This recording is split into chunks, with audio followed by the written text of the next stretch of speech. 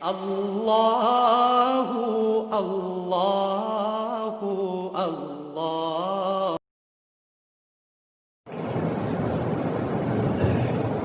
أعوذ بالله من الشيطان الرجيم بسم الله الرحمن الرحيم وإذا ضربتم في الأرض فليس عليكم جناح أن تقصروا من الصلاة إن خفتم أن يفتنكم الذين كفروا إن الكافرين كانوا لكم عدوا مبينا۔ اور جب تم زمین میں سفر کرو تو تمہارے اوپر کوئی گناہ نہیں، کوئی حرج نہیں کہ تم نماز میں کچھ کم کرو، قصر کرو۔ اگر تم خوف کرو کہ کافر تمہیں ستائیں گے، بے شک کافر کہ وہ تمہارے کھلے ہوئے دشمن ہیں۔ فَإِذَا كُنْتَ فِيهِمْ فَأَقَمْتَ لَهُمُ الصَّلَاةَ فَلْتَكُنْ طَائِفَةٌ مِّنْهُمْ مَعَكَ وَلْيَأْخُذُوا أَسْلِحَتَهُمْ۔ اور جب آپ ان میں موجود ہو تو آپ ان کے لیے نماز کو قائم کیجیے، پھر ان میں سے ایک جماعت آپ کے ساتھ کھڑی ہو، اور چاہیے کہ وہ اپنے اسلحہ اپنے ہتھیار لے لے۔ فَإِذَا سَجَدُوا فَلْيَكُونُوا مِنْ وَرَائِكُمْ۔ پھر جب یہ سجدہ کریں تو ہٹ جائیں تمہارے پاس سے۔ وَلْتَأْتِ طَائِفَةٌ أُخْرَىٰ لَمْ يُصَلُّوا فَلْيُصَلُّوا مَعَكَ وَلْيَأْخُذُوا حِذْرَهُمْ وَأَسْلِحَتَهُمْ۔ اور چاہیے کہ دوسری جماعت جس نے نماز نہیں پڑھی وہ نماز پڑھے آپ کے ساتھ، اور چاہیے کہ وہ اپنے بچاؤ اور اپنے ہتھیار لے لیں۔ وَالَّذِينَ كَفَرُوا لَوْ تَغْفُلُونَ عَنْ أَسْلِحَتِكُمْ وَأَمْتِعَتِكُمْ فَيَمِيلُونَ عَلَيْكُمْ مَيْلَةً وَاحِدَةً۔ تمنا کرتے ہیں وہ لوگ جنہوں نے کفر کیا کہ اگر تم غفلت میں ہو تمہارے ہتھیاروں سے اور تمہارے اسباب سے تو تم پر ایک بار کی حملہ کر دے۔ عَلَيْكُمْ إِنْ كَانَ بِكُمْ أَذًى مِّن مَطَرٍ أَوْ كُنتُم مَّرْضَىٰ أَن تَضَعُوا أَسْلِحَتَكُمْ۔ تمہارے اوپر کوئی حرج نہیں اگر تمہیں کوئی تکلیف ہو بارش سے، یا تم بیمار ہو کہ تم اپنے ہتھیار کو اتار رکھو۔ وَخُذُوا حِذْرَكُمْ إِنَّ اللَّهَ أَعَدَّ لِلْكَافِرِينَ عَذَابًا مُّهِينًا۔ اور تم ساتھ میں لے لو اپنا بچاؤ، بے شک اللہ تعالیٰ نے کافروں کے لیے ذلیل کرنے والا عذاب تیار کر رکھا ہے۔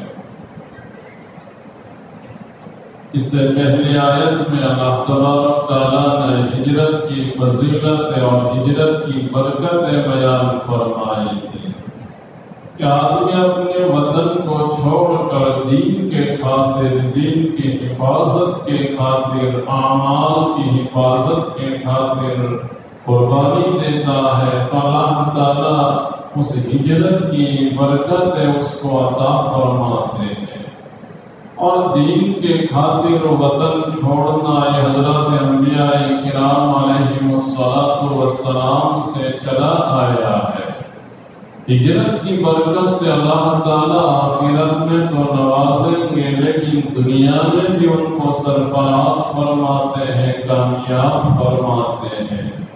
حضرت ابراہیم علیہ السلام اپنے عراقی وطن کو چھوڑ کر کے ملک شام تشریف لے گئے۔ اللہ تبارک تعالیٰ نے ملک شام میں عراق جو ان کا وطن تھا اس سے بھی زیادہ نعمتیں ان کو عطا فرمائیں۔ حضرت موسیٰ علیہ السلام ملک مصر کو چھوڑ کر کے ملک شام تشریف لے جاتے ہیں۔ ہجرت کی برکت یہ ہوئی کہ اللہ تعالیٰ نے ملک شام میں عزت کا مقام عطا فرمایا، نعمت عطا فرمائی، اور ملک مصر اللہ تعالیٰ نے آپ کو پھر سے سپرد کر دیا۔ خاتم الانبیاء حضرت محمد مصطفیٰ صلی اللہ علیہ وسلم مکہ مکرمہ سے مدینہ منورہ تشریف لے جاتے ہیں۔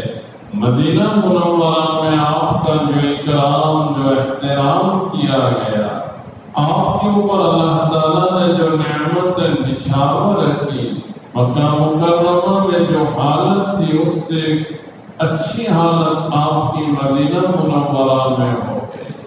حضرت ابو ہریرہ رضی اللہ تعالیٰ عنہ کو جب ایک علاقے کے گورنر بنائے گئے، حضرت خود فرماتے ہیں کہ میں اپنی حالت کے اوپر غور کرتا کہ پہلے میری حالت یہ تھی کہ میں نوکر اور غلام اور خادم بن کر کے چلتا تھا، لکڑیوں کو اٹھاتا تھا، سامان کو اٹھاتا تھا، لیکن اللہ تعالیٰ نے آج مجھے علاقے کا گورنر اور حاکم بنایا ہے۔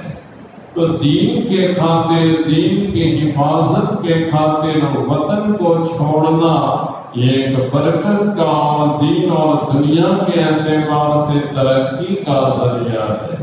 ابھی جو آیت تلاوت کی گئی اس میں اللہ تبارک تعالیٰ نے نماز کی اہمیت کو بیان کیا کہ نماز ایک بہت محترم شان عبادت ہے، سارے فرائضوں میں سب سے بڑھ کر اس کا حصہ ہے، اور اتنی اہمیت والی چیز ہے کہ میدانی جنگ میں مقابلے کی نوبت آئے ایسے وقت میں بھی یہ نماز معاف نہیں ہوتی۔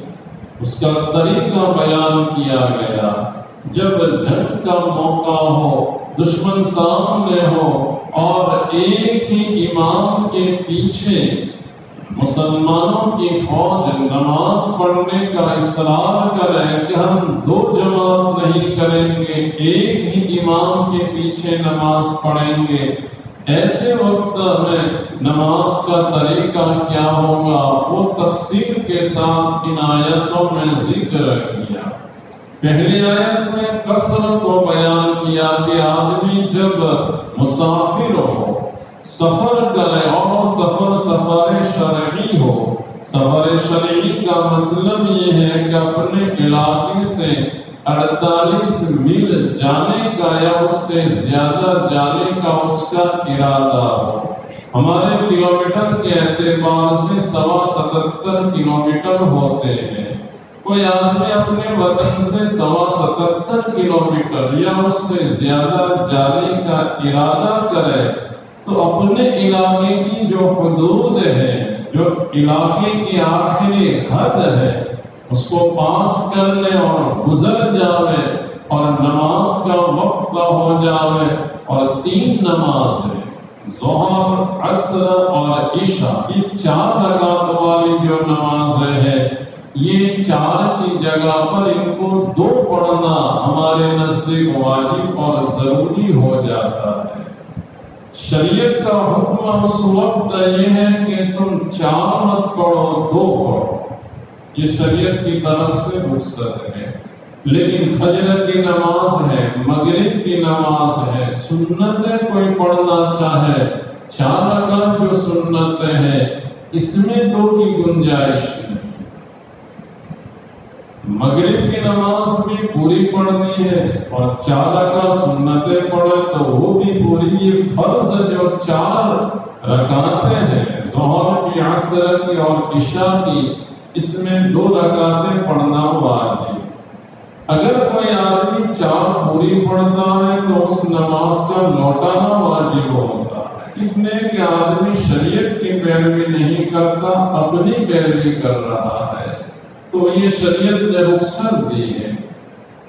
حدیث پاک میں حضرت عمر رضی اللہ تعالیٰ عنہ سے روایت ہے، پہلے نماز 4 رکعت والی 2 فرض ہوئی تھی، پھر اللہ تبارک تعالیٰ نے سفر میں 2 رکھا اور اثر میں سفر کے علاوہ میں 2 کی جگہ پر 4 کر دیا۔